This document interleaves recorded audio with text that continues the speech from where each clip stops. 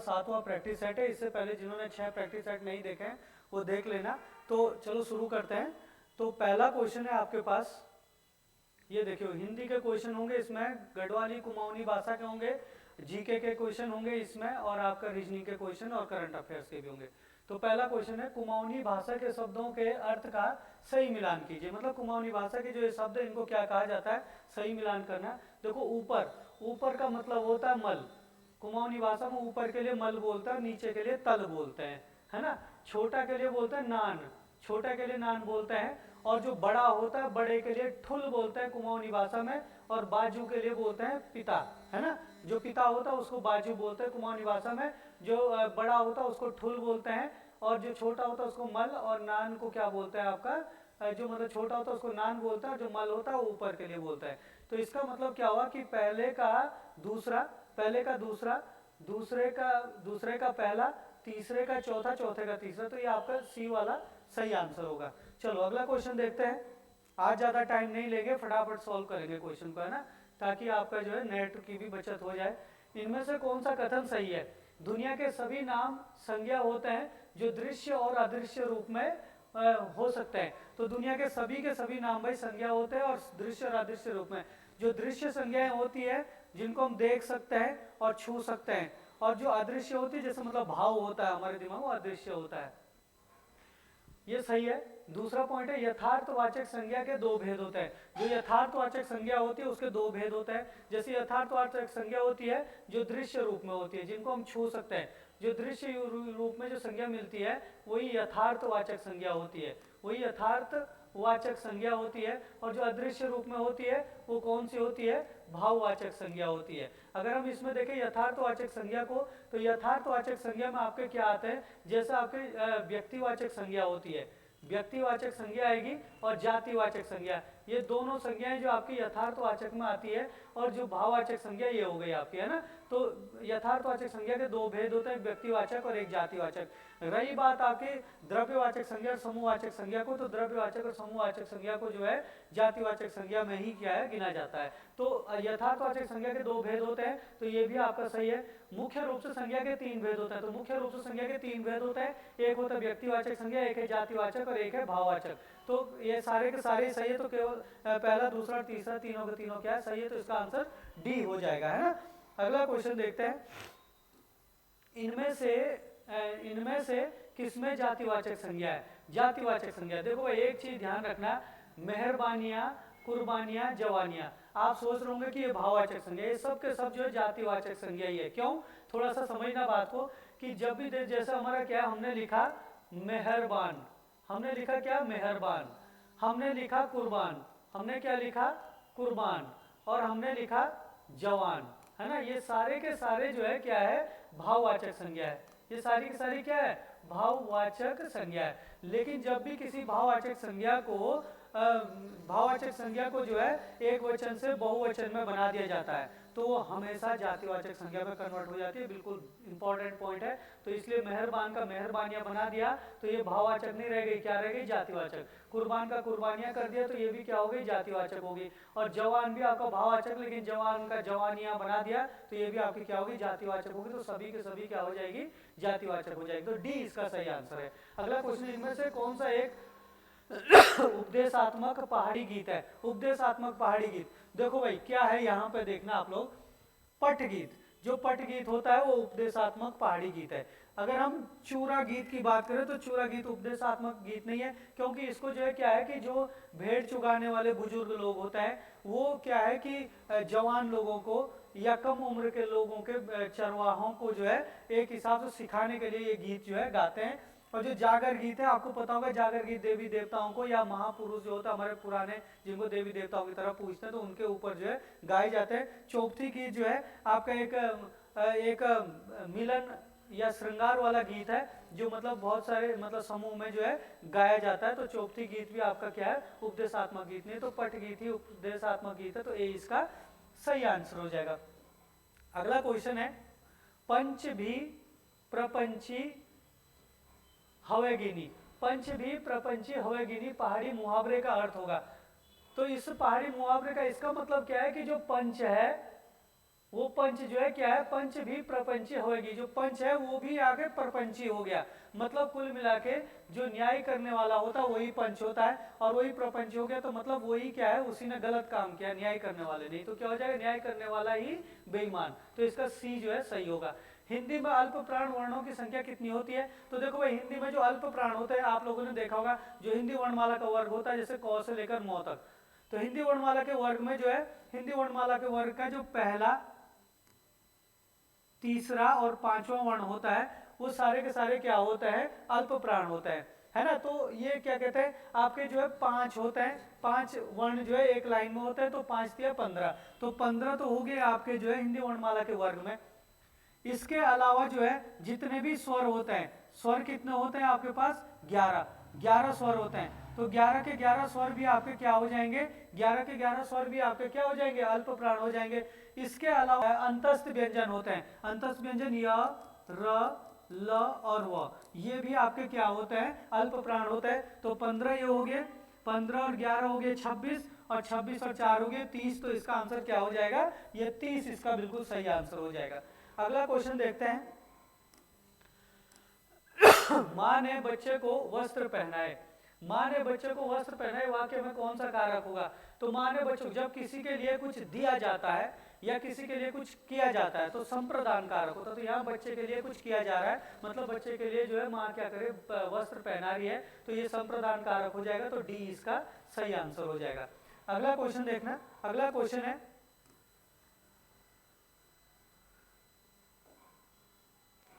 कुंद इंदु सम दे उमा रमन करुणा अयन।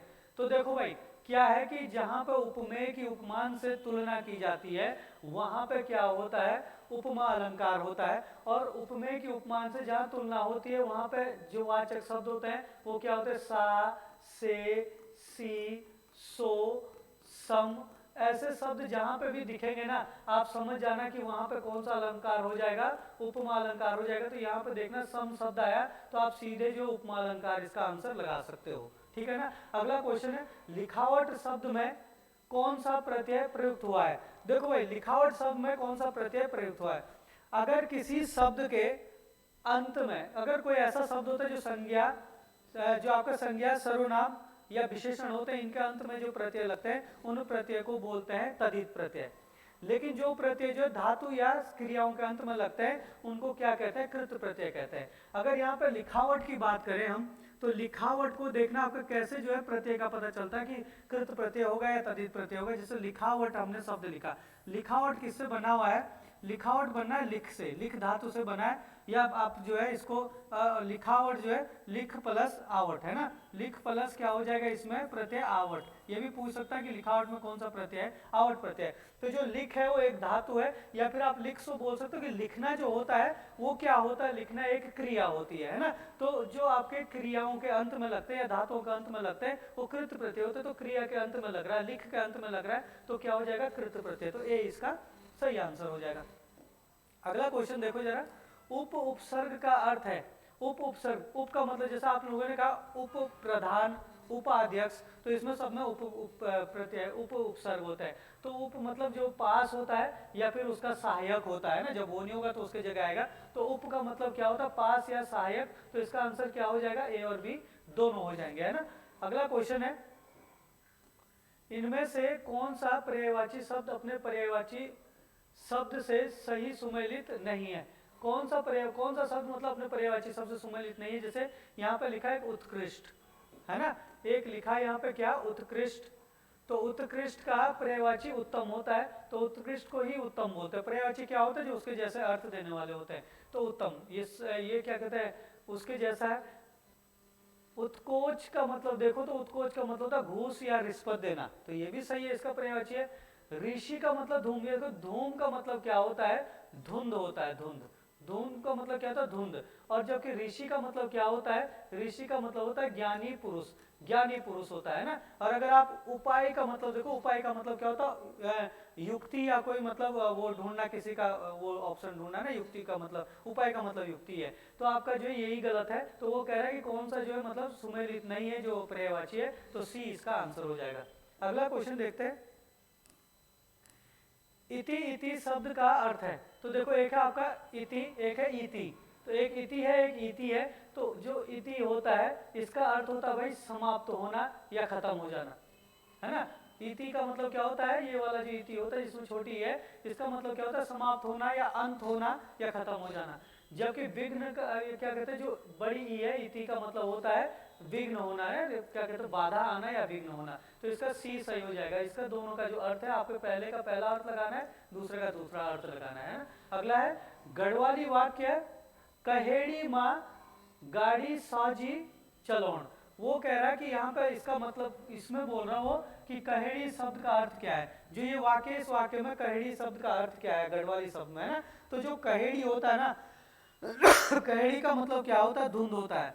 जैसे मतलब क्या है कि वो कहना चाह रहे हैं कि जो कहेड़ी है मतलब जो धुंध होगी लगी, है ना, कोहरा जिसको बोल सकते हैं हम, कोहरे में जो है गाड़ी साजी मतलब संभल के चलाना चाहिए, है ना, ये बोलना चाह रहा हूँ। तो इसका आंसर क्या हो जाएगा, धुंध हो जाएगा।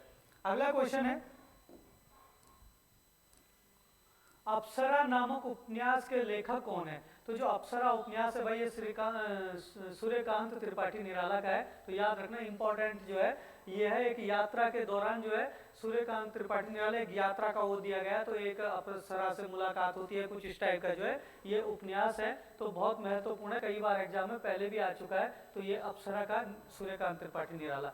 अंडमानी भाषा परिवार से संबंधित क्रियोल हिंदी किन भाषाओं का मिश्रण। ये क्रियोल हिंदी जो है, हिंदी में एक नई भाषा जोड़ी गई है क्रियोल हिंदी, जो अंडमान निकोबार द्वीप समूह में बोली जाती है। और ये जो भाषा है ना, ये बंगाली, मलयालम और हिंदी का क्या है, मिश्रण है। इसमें मतलब बंगाली भाषा के शब्द है, मलयाली भाषा के शब्द है, मलयालम भाषा के शब्द और हिंदी। वैसे बंगाली भाषा जो है पश्चिमी बंगाल में बोली जाती है, मलयालम भाषा केरल में बोली जाती है, और हिंदी ज्यादातर उत्तरी भारत में, जहाँ पे हम लोग हैं उत्तराखंड, उत्तर प्रदेश, हिमाचल प्रदेश, यहाँ पे हरियाणा, है ना, राजस्थान, बिहार, यहाँ पे हिंदी बोली जाती है, छत्तीसगढ़, झारखंड, है ना। तो ये क्या कहते हैं, इन तीनों का जो मिश्रण है उसी को क्रियोल हिंदी कहा जाता है। तो ए इसका सही आंसर हो जाएगा। अगला क्वेश्चन है राजभाषा अधिनियम 1963 के आधार पर भारत के राज्यों को कितने वर्गों में वर्गीकृत किया गया। तो राजभाषा अधिनियम 1963 के तहत जो भारत की राजभाषा है उसको 3 भागों में जो है वर्गीकृत किया गया। अब आपको मैं बताऊं जरा 3 कौन से याद रखना है आप लोग भाई। एक है आपका क वर्ग, एक है ख वर्ग और एक है ग वर्ग। इन 3 वर्गों में जो है वर्गीकृत किया गया है। इन 3 वर्गों में क्या है कि ये क वर्ग में ऐसे मतलब ऐसे राज्य है जहाँ पे हिंदी बोली जाती है, हिंदी भाषी राज्य, हिंदी भाषी राज्य जो इसके अंतर्गत आते हैं। जैसे इसमें आपके 10 राज्य आ जाएंगे, मतलब 9 तो राज्य हो जाएंगे, एक केंद्र शासित प्रदेश हो जाएगा। जैसा आपका अगर हम स्टार्ट करें एक साइड से तो हिमाचल प्रदेश हो जाएगा, आपका उत्तराखंड हो जाएगा, आपका यूपी हो जाएगा, है ना, हरियाणा हो जाएगा, हरियाणा के बाद जो है दिल्ली हो जाएगा, है ना, दिल्ली के बाद जो है आपका राजस्थान हो जाएगा, राजस्थान हो जाएगा, राजस्थान के अलावा जो है आपका बिहार हो जाएगा, है ना, बिहार के अलावा छत्तीसगढ़ हो जाएगा, छत्तीसगढ़ के अलावा जो है झारखंड हो जाएगा ना। ये राज्य जो इसके अंतर्गत आएंगे। ये देखो आप 1 2 3 4 5 6 7 8 9 और एक राज्य कोई छूटा है ना। हरियाणा आपका आ गया, हिमाचल प्रदेश आ गया, उत्तराखंड आ गया, यूपी आ गया आपका, है ना, हरियाणा आ गया, दिल्ली आ गया, राजस्थान हो गया आपका, बिहार हो गया, छत्तीसगढ़ और एक आपका मध्य प्रदेश भी आएगा इसमें ना। तो ये 10 राज्य जो इसके अंतर्गत आ जाएंगे, तो इनको आपको ध्यान रखना है। इसके बाद जो है जो ख में आता है, ख में आता है आपका, वैसे तो कहीं कहीं पे आपको 2 भी मिलेगा लेकिन इसमें 3 है। एक है आपका महाराष्ट्र, एक आपका महाराष्ट्र है, दूसरा आपका गुजरात है और तीसरा जो राज्य आएगा आपका वो आएगा पंजाब, तीसरा आएगा पंजाब। तो ये 3 राज्यों को जो ख श्रेणी में रखे गए हैं। और जो गौ श्रेणी के राज्य है वो क्या है, अन्य सभी राज्य। इनके अलावा जितने भी राज्य बचे वो गौ श्रेणी में आते हैं। ये मतलब पत्राचार की जो भाषा होती है कि कौन सी भाषा का यूज हो जाएगा, तो उसमें इसके नियम लगते हैं, तो इसको भी हम बताएंगे कभी क्वेश्चन बनेगा। तो ये आपका जो है इसका 3 आंसर हो जाएगा, 3 श्रेणियों में बांटे गए हैं। अगला क्वेश्चन देखो, क्वेश्चन नंबर 17, परिनिष्ठित भाषा को अन्य किस नाम से जाना जाता है? परिनिष्ठित भाषा, देखो परिनिष्ठित भाषा वो होती है जिस भाषा में व्याकरण के नियम लगाए जाते हैं, यानी कि व्याकरण के नियमों से सुसज्जित भाषा को परिनिष्ठित भाषा कहते हैं। जो मतलब प्योर जो शुद्ध भाषा होती है कुल मिला के, यानी कि इसको जो है जो शुद्ध भाषा होती है परिनिष्ठित भाषा कहते हैं, उसको मानक भाषा भी कहते हैं, उसको साधु भाषा भी कहते हैं। तो ए और बी जो है दोनों सही है। परिनिष्ठित या शुद्ध भाषा को साधु भाषा और मानक भाषा दोनों ही कहते हैं। इनमें से कौन सा अर्ध स्वर व्यंजन है? जो अर्ध स्वर व्यंजन है, पहले तो अर्ध स्वर व्यंजन की डेफिनेशन देखो भाई क्या होती है। ऐसे व्यंजन होते हैं ये स्वरों की तरह क्या करते हैं, हरकत करते हैं। जैसे स्वर होते हैं ना, स्वरों का उच्चारण करते समय हमारी जीभ जो है नीचे से ऊपर नहीं उठती है। जैसे आप देखो ओ आ ई, ऐसे जीभ ऊपर नहीं उठेगी। री में थोड़ी सी कंपन करते हुए उठती है, लेकिन इतनी भी नहीं उठती है ना। तो किसी भी स्वर को उच्चारण करते समय हमारी जीभ ऊपर नहीं उठती, इसलिए वायु के वेग को अवरुद्ध नहीं कर सकती है। लेकिन अगर हम व्यंजन की बात करें तो व्यंजनों को उच्चारण में जो है जीभ हमारी ऊपर उठती है। लेकिन दो व्यंजन ऐसे होते हैं जिनके उच्चारण में जो है स्वरों की तरह जो जीभ ऊपर नहीं उठती। देखो एक आपका य होता है, एक आपका र होता है, एक ल होता है, एक व। तो ये मतलब आपके देखो जो एक य है, य के उच्चारण में और व के उच्चारण में जीभ जो है ऊपर नहीं उठती है। तो ये स्वरों की तरह जो है हरकत करते हैं ये दोनों। तो यही आपके क्या कहलाते हैं, अर्ध स्वर कहलाते हैं ना। क्या कहलाते हैं, अर्ध स्वर। तो अर्ध स्वर में इसमें जो है आपका य तो है नहीं दिया हुआ, तो क्या दिया हुआ इसमें केवल और केवल वो दिया हुआ है। तो वो इसका क्या हो जाएगा, आंसर हो जाएगा। तो ए आंसर इसका सही है, ठीक है ना। इसके अलावा आप लोग देखो अगला क्वेश्चन है क्वेश्चन नंबर 19। अश्व का तत्सम शब्द होगा। तो अश्व का यहाँ पे तत्सम नहीं होना चाहिए था, तद्भव होना चाहिए था, है ना। ये थोड़ा सा मिस्टेक हो रखी है। अश्व का तद्भव ढूंढना हमने, है ना। तो अश्व का जो तद्भव होगा वो मतलब क्या है कि कुछ नहीं होता। अश्व का बिगड़ा, देखो तत्सम तद्भव शब्द का मतलब क्या होता है, ऐसे शब्द जो संस्कृत भाषा के शब्द थे और संस्कृत ज्यों के त्यों यूज किए जाते हैं तो उनको तत्सम शब्द कहते हैं। लेकिन जो संस्कृत भाषा के शब्द थे और उनका बिगड़ा हुआ रूप हिंदी में प्रचलित किया जाता है उनको तद्भव कहते हैं। तो जो आपका अश्व होता है, अश्व का कोई भी रूप बदल के हिंदी में नहीं आया तो अश्व का कोई भी क्या है, तद्भव नहीं होगा। जबकि जो घोड़ा है, घोड़ा जो अश्व से बिगड़ के नहीं आया, किससे आया है, घोटक से आया है। तो घोटक का तद्भव है। तो इनमें से कोई भी अश्व का तद्भव नहीं होगा। अगला क्वेश्चन है कालीन किस भाषा का शब्द है।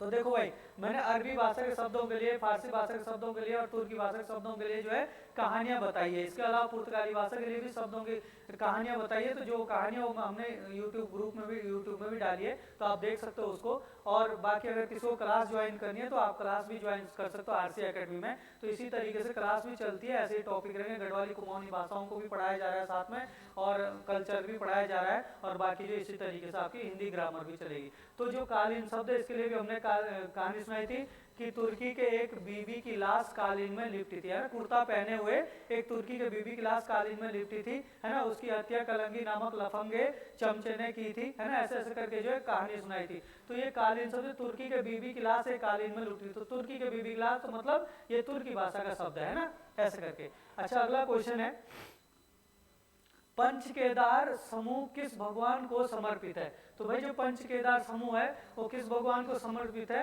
तो भगवान शिव को समर्पित है। तो पंच केदार में जो है 5 केदार आते हैं। कौन कौन से 5 केदार आते हैं और कहाँ पे हैं, ये केदारनाथ, तुंगनाथ और मध्यमेश्वर, है ना। पहला क्या आएगा, केदारनाथ, तुंगनाथ और मध्यमेश्वर। ये तीनों के तीनों जो है कहाँ पे है, ये तीनों के तीनों रुद्रप्रयाग में है। ये तीनों के तीनों कहाँ पे है, रुद्रप्रयाग। जबकि कल्पेश्वर और रुद्रनाथ, कल्पेश्वर और रुद्रनाथ, रुद्रनाथ ये दोनों के दोनों कहाँ पे है, ये चमोली में है। तो ये चीजें भी आपको ध्यान रखनी, ये भी पूछ लेता है। तो भगवान शिव के लिए। अगला क्वेश्चन देखते हैं। अगला क्वेश्चन है नैनीताल उच्च न्यायालय भवन के संबंध में कौन सा कथन सत्य है ना। इसका निर्माण सीजी ब्लूमफील्ड ने करवाया था। ये गलत है भाई। जो नैनीताल उच्च न्यायालय के भवन है इसका निर्माण किया था सेंटोनी मैकडोनाल्ड, सेंटोनी मैकडोनाल्ड ने किया था। और इसका कार्य जो है 1900 में जो है पूरा हुआ था। मतलब जब बना था तो 1900 में बनकर तैयार हो गया था ये, ठीक है ना। तो ये वाला आपका गलत हो जाएगा। दूसरा है उत्तर प्रदेश सरकार ने इसे 1962 में शीतकालीन राजधानी बनाया था। देखो भाई 1962 में उत्तर प्रदेश सरकार ने इसको शीतकालीन राजधानी नहीं बनाया था बल्कि ग्रीष्मकालीन राजधानी बनाया था। ग्रीष्मकालीन कालीन राजधानी बनाया था, तो ये भी आपका गलत हो जाएगा। इसका आकार अंग्रेजी के ई आकार के समान है, तो ये वाला सही है, तो केवल तीसरा सही हो जाएगा, तो डी इसका सही आंसर हो जाएगा। ठीक है, अगला क्वेश्चन देखते हैं। निम्न में से कौन एक स्थानीय स्वशासन में ग्रामीण क्षेत्रों का भाग नहीं है? तो भाई देखो, ग्राम पंचायत जहाँ पे प्रधान बनते हैं और सदस्य बनते हैं, और पंचायत समिति जो आपके क्या, जिसको हम क्षेत्र पंचायत बोलते हैं, और जो जनपद पंचायत है आपका, जो जिसको जिला पंचायत भी बोलते हैं ना, पंचायत समिति है ना, तो आपके ये तीनों तो ग्राम पंचायत के, लेकिन ये जो आपका नगर पंचायत के होते हैं। नगर पंचायत आपका जो ग्राम पंचायत का मतलब ग्रामीण क्षेत्रों में नहीं आता, ये नगरीय क्षेत्रों में आता है ना। अगला क्वेश्चन है, देखो जरा, थोड़ा करंट अफेयर्स का क्वेश्चन है। इसमें 38वें राष्ट्रीय खेलों के लिए इनमें से कौन सा कथन सही है? इनका शुभारंभ 28 जनवरी 1925 को नरेंद्र मोदी ने उत्तराखंड की राजधानी देहरादून में किया, बिल्कुल सही है। इन खेलों में ब्लू गेम्स के रूप में आयोजित किया जा रहा है। इन खेलों को ब्लू गेम नहीं है, ये आपको ध्यान रखना, ये क्या है, ग्रीन गेम्स के रूप में जो आयोजित किया जा रहा है, तो दूसरा वाला गलत है। इन खेलों की मिसाल तेजस्विनी ने 13 जिलों में लगभग 4000 किलोमीटर की दूरी प्रेरणादायक यात्रा पूरी की है, तो ये भी सही है आपका, तीसरा भी सही है। तो आपका क्या हो जाएगा, पहला और तीसरा सही हो जाएगा। तो पहला और तीसरा आपका किस में आ जाएगा? पहला और तीसरा आपका ये ऑप्शन है, पहला तीसरा, और एक और भी है भाई, एक और भी है, पहला तीसरा तो सही आपका है ही, दूसरा नहीं है सही। चौथा, इन खेलों का शुभंकर मौली है, जो उत्तराखंड के राज्य पक्षी मोनाल से प्रेरित है। तो ये मौली है, मौली वैसे हाथ में पहना जाता है, लेकिन राज्य पक्षी से भी इसको क्या है, कनेक्ट किया गया है। तो आपका क्या हो जाएगा, पहला, तीसरा और चौथा सही हो जाएगा। तो ये आपका केवल दूसरा वाला गलत था इसमें, और सभी सही है। अगला क्वेश्चन है, द्रौपदी का डांडा नामक शिखर है ना, जो 5670 मीटर जो ऊंची है, किस जनपद में स्थित है? तो ये उत्तरकाशी में स्थित है। अगला क्वेश्चन है, राज्य में सर्वाधिक वर्षा होती है, मतलब उत्तराखंड में सर्वाधिक वर्षा होती है, किससे होती है? तो ध्यान रखना, बंगाल की खाड़ी से आने वाले मानसून से जो है सबसे ज्यादा वर्षा होती है उत्तराखंड में। अगला क्वेश्चन देखना, निम्न में से किस हिमालय में वर्षा ऋतु में सर्वाधिक वर्षा होती है? तो वर्षा ऋतु में जो सर्वाधिक वर्षा होती है वो शिवालिक हिमालय में होती है भाई, है ना। अगर महान हिमालय, मध्य हिमालय की बात करें तो ये ज्यादा हाइट वाले इलाके हैं, यहाँ पे ज्यादातर बर्फ ही पड़ती है, तो यहाँ पे बारिश कम होती है ना। अगला क्वेश्चन की बात करें, राज्य में कौन सा भूकंप सर्वाधिक तीव्र रिक्टर स्केल वाला भूकंप था, मतलब सबसे ज्यादा भूकंप तेज गति से जो भूकंप आया था वो कौन सा आया था? देखो, अगर आप इसकी बात करोगे, 1 सितंबर 1803 को जो बद्रीनाथ में जो भूकंप आया था, इसकी जो तीव्रता थी 7.8 से लेकर और 8.1 तक जो है इसकी तीव्रता थी। अगर हम उत्तरकाशी भूकंप की बात करें तो उत्तरकाशी भूकंप जो है वो लगभग 6.8 के आसपास थी, और अगर गढ़वाल के जो भूकंप की बात करें तो ये वाला जो भूकंप था ये भी आपका 7.8 से थोड़ा सा कमी था, लगभग इसी के आसपास था। और पिथौरागढ़ भूकंप की बात करें तो ये भी आपका लगभग जो है 7.8 से कमी था। तो सबसे ज्यादा तीव्र गति वाला जो भूकंप आया था वो ये वाला आया था, बद्रीनाथ भूकंप वाला, इनमें से, है ना। अगला क्वेश्चन देखते हैं, क्वेश्चन नंबर 29, इनमें से कौन सा समान नागरिक संहिता यूसीसी के लिए सही है? देखो भाई क्या पॉइंट दे रहा है, 27 जनवरी 2025 को यूसीसी लागू करने वाला उत्तराखंड भारत का पहला राज्य बन गया है, बिल्कुल सही है। संविधान के अनुच्छेद 340 में उल्लेखित अनुसूचित जनजातियों पर यूसीसी लागू नहीं होगी। ये 340 में जो अनुसूचित जाति नहीं है, बल्कि इसमें क्या है, ओबीसी है ना, इसमें क्या है, ओबीसी है।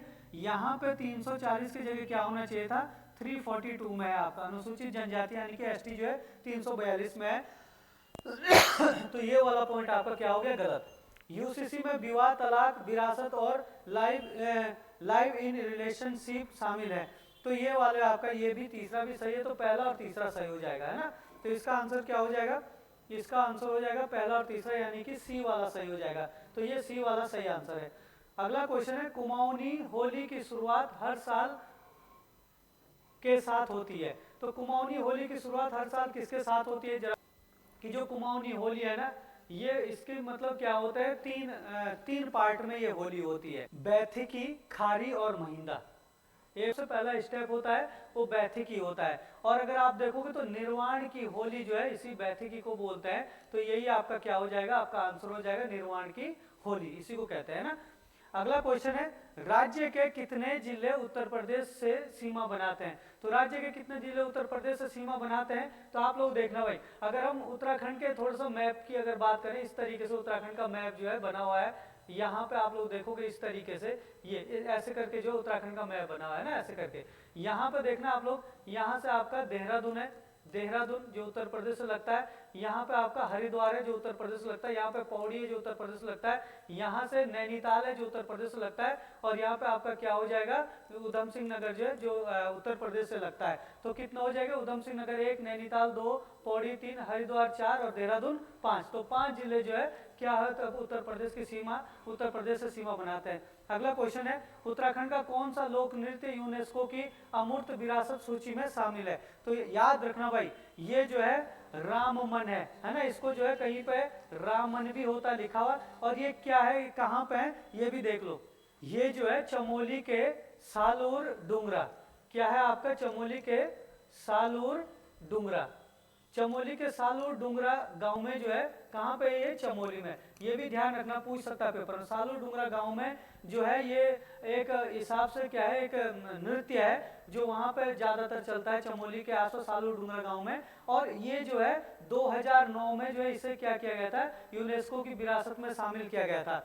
दूसरी बात, और ये 11 से 13 दिन का जो है एक त्योहार या लोक नृत्य चलता है, 11 से 13 दिन। ये भी पूछा जा सकता है कितने दिन चलता है और कहाँ पे है ये, और कौन से गांव है, सालूर डुंगरा गांव है, और कब इसको यूनेस्को की विरासत में शामिल किया गया था। तो राममन है ना, राममन या कहीं पर रामन होगा लिखा, ठीक है। तो ये इसका सही आंसर है। अगला क्वेश्चन देखते हैं। अगला क्वेश्चन है, निम्न में से उत्तराखंड के किस स्थान में सबसे अधिक एकीकृत औद्योगिक संस्थान है? तो एकीकृत औद्योगिक संस्थान सबसे ज्यादा कहाँ पे है, हरिद्वार में है। कोई खास नहीं था, पर पूछता है पेपर में, इंपॉर्टेंट। निम्न में से कृषि के लिए सबसे उपयुक्त भूमि कौन सी होगी? कृषि के लिए जो सबसे उपयुक्त भूमि होती है वो कौन सी होती है, तालाब भूमि होती है। उत्तराखंड में है ना, तालाब भूमि है, उपराऊ भूमि है, इजरान भूमि है, ऐसे करके जो है भूमि के टाइप है उत्तराखंड में। तो उनमें से जो तालाब भूमि है कृषि के लिए सबसे ज्यादा उपजाऊ मानी जाती है, ठीक है ना। अगला क्वेश्चन है, उत्तराखंड में एक नाली जमीन कितने वर्ग मीटर के बराबर होती है? तो सीधी सी याद रखना, 200 वर्ग मीटर के बराबर है। कई बार एग्जाम में पहले भी आ चुका है। तो 200 वर्ग मीटर के बराबर उत्तराखंड में एक नाली होती है। जैसे कल्चर से क्वेश्चन आ रहे हैं तो ये बहुत पूछे जा सकते हैं। 2023 में राज्य की नई पर्यटन नीति आई है, कब तक प्रभावी रहेगी? जो 2023 में जो नई पर्यटन नीति आई, पर्यटन नीति के लिए जो इसमें नियम बनाए गए हैं, तो ये जो नीति है 2030 तक रहेगी। तो ये 2030 तक आते ही रहेगा एग्जाम में, प्रश्न इंपॉर्टेंट है। अगला क्वेश्चन है, उत्तराखंड के किस राष्ट्रीय उद्यान को विश्व विरासत का दर्जा दिया गया है? तो उत्तराखंड के किस राष्ट्रीय उद्यान को, देखो कॉर्बेट नेशनल पार्क जो है यूनेस्को के विश्व विरासत में नहीं है, गोविंद राष्ट्रीय उद्यान जो विश्व विरासत में नहीं है, राजा जी नेशनल पार्क भी नहीं है। लेकिन अगर फूलों की घाटी देखें तो फूलों की घाटी जो आपने, फूलों की घाटी आप नंदा देवी राष्ट्रीय उद्यान को जो है यूनेस्को की विश्व विरासत में शामिल किया गया है ना। और नंदा देवी के साथ जो है फूलों की घाटी को भी शामिल किया गया। तो इसका आंसर क्या हो जाएगा, फूलों की घाटी, डी इसका सही आंसर हो जाएगा। फूलों की घाटी और नंदा देवी राष्ट्रीय उद्यान है, इसको यूनेस्को की विश्व विरासत में कब शामिल किया गया था? इस प्रश्न का आपको जो है आंसर देना है कमेंट बॉक्स में, ठीक है। अगला क्वेश्चन, उत्तराखंड राज्य के निर्माण के समय केंद्र में किस राजनीतिक दल या गठबंधन की सरकार थी? तो आपको ध्यान रखना, राष्ट्रीय जनतांत्रिक गठबंधन घोषणा हुई थी। तो एच डी देवेगौड़ा प्रधानमंत्री थे। इन्होंने जो है 15 अगस्त 1996 को जो है दिल्ली के लाल किले से भारत इसके उत्तराखंड को अलग राज्य बनाने के लिए क्या कर दी थी, घोषणा कर दी थी, ठीक है ना। अगला क्वेश्चन देखो जरा, उत्तराखंड में दूसरे राज्यों या केंद्र द्वारा स्थापित जल विद्युत परियोजनाओं से रॉयल्टी के रूप में कितना प्रतिशत विद्युत मिलता है? मतलब रॉयल्टी मतलब छूट के रूप में जो है कितना विद्युत मिलता है। मतलब जो दूसरे राज्य जो हमारे यहाँ पे अपना वो लगा रहे हैं, प्रोजेक्ट लगा रहे हैं, है ना, जल विद्युत डैम वगैरह बना रहे हैं, तो उससे जो बिजली बनेगी हमें कितनी बिजली मतलब फ्री में मिलेगी, छूट में मिलेगी उत्तराखंड को? तो 12%। तो इसका आंसर जो है ए हो जाएगा, 12%। चलो अगला क्वेश्चन देखते हैं, सही मिलान कीजिए। क्या कह रहा है इसमें कि संस्कृत संस्थानम जो है आपका कहां पे होगा, हरिद्वार में होगा। राज्य अभिलेखागार आपका राज्य अभिलेखागार आपका देहरादून में होगा। रंग मंडल आपका जो है रंग मंडल देहरादून और अल्मोड़ा में है। और अगर उदय शंकर नृत्य नाट्य अकादमी देखें तो ये कहाँ पे है, ये अल्मोड़ा में है। तो इसका आंसर क्या हो जाएगा, पहले का तीसरा और दूसरे का चौथा, पहले का तीसरा दूसरे का चौथा, तीसरे का दूसरा, तीसरे का आपका दूसरा और चौथे का आपका पहला। तो बी वाला आपका सही आंसर हो जाएगा। अगला क्वेश्चन देखते हैं, क्वेश्चन नंबर 41। राज्य में भीम पुल किस नदी पर स्थित है? तो राज्य में जो भीम पुल है ये सरस्वती नदी पर स्थित है। कहाँ पे ये, चमोली में। ये वही पुल है जहाँ से बताया जाता है कि पांडव जो है स्वर्गारोहिणी के लिए जा रहे थे, यानी कि स्वर्ग के लिए स्वर्ग का रास्ता खोज रहे थे। और स्वर्ग का रास्ता खोजते खोजते सरस्वती नदी को जब ये पार नहीं कर पा रही थी, मतलब द्रौपदी जब पार नहीं कर पा रही थी, तो भीम ने जो वहाँ पे एक बहुत बड़ी शिला रखी, बहुत बड़ा पत्थर रखा, उसी को जो है भीम पुल कहा जाता है। ठीक है ना। तो चमोली में सरस्वती नदी पर है। जिंदा होली व मुर्दा होली का संबंध किस जनजाति से है? तो जिंदा होली या मुर्दा होली का संबंध जो थारू जनजाति से है। जो थारू जनजाति के लोग हैं वो होली दहन जो होती है, होली का दहन जो होती है, उससे पहले जो होली मनाते हैं, बहुत धूमधाम से होली मनाते हैं, तो उसको जिंदा होली कहते हैं। और जो जब होली का दहन हो जाता है उसके बाद की जो होली मनाते हैं उसको क्या कहते हैं, मुर्दा होली कहते हैं। ठीक है ना। अगला क्वेश्चन देखते हैं। अगला क्वेश्चन है, उत्तराखंड में पारंपरिक लकड़ी की नक्काशी से इनमें से कौन सा उत्पाद जुड़ा है? तो देखो भाई, जो ऐपण कला है ये तो चावल से मतलब उसको गीला करके जो बनाई जाती है वो ऐपण कला उत्तराखंड की, है ना। नैनीताल मोमबत्ती भी नहीं है, ये भी क्या कहता है आपका लकड़ी की नक्काशी से बोल रहा हूँ। मंडुआ तो आपको पता है अनाज है। और अगर लिखाई, ये है लिखाई लकड़ी की नक्काशी, लिखाई लकड़ी की नक्काशी जो है आपका क्या हो जाए, लकड़ी की नक्काशी वाला हो जाए। आसान क्वेश्चन है, बिल्कुल मिलता जुलता है। कामेट पर्वत की ऊंचाई कितनी है? तो भाई जो कामेट पर्वत है उसकी ऊंचाई कितनी है, 7,756 मीटर है। तो ये भी आपका इंपॉर्टेंट क्वेश्चन है, कामेट पर्वत को पूछ लेता है, इंपॉर्टेंट है। अगला क्वेश्चन है, बिच्छू बूटी किस प्रकार का कपड़ा है?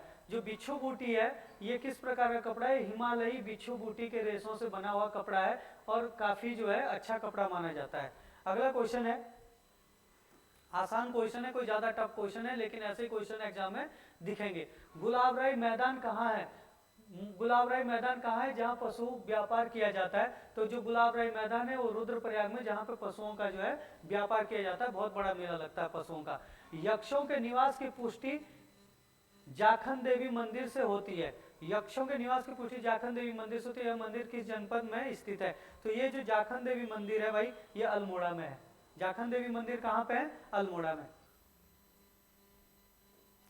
उत्तराखंड के किस फल को जीआई टैग मिला है? जो भाई उत्तराखंड का फल है उसको किस फल को जीआई टैग मिला है? तो रामगढ़ की पीच को जीआई टैग मिला है। तो रामगढ़ की पीच किसे कहते हैं? रामगढ़ की एक विशेष प्रकार की क्या है, आड़ू है। और इसी आड़ू को क्या कहा जाता है? रामगढ़ की पीच कहा जाता है। तो इसको जीआई टैग मिला हुआ है भाई, है ना। निम्न में से कौन सा महोत्सव उत्तराखंड में मनाया जाता है? तो देखो भाई, अगर आप इन सभी महोत्सव की बात करें, आपको सारे के सारे पता होने चाहिए। आपको हालांकि पता होगा कि फूलदेई जो है उत्तराखंड में मनाया जाता है। ये फूल के आगमन में या बसंत ऋतु के जो है या फूलों के आगमन के लिए जो है मनाया जाता है। अगर हम इन की बात करें, इन सब की बात करें, तो जो ये नुआखाई है ये आपके उड़ीसा में मनाया जाता है, पश्चिमी उड़ीसा में मनाया जाता है ना। या फिर आप ये बोल सकते हो कि झारखंड के में भी मनाया जाता है। अगर विशु की बात करें, केरल में मनाया जाता है ना। ये केरल का महोत्सव है।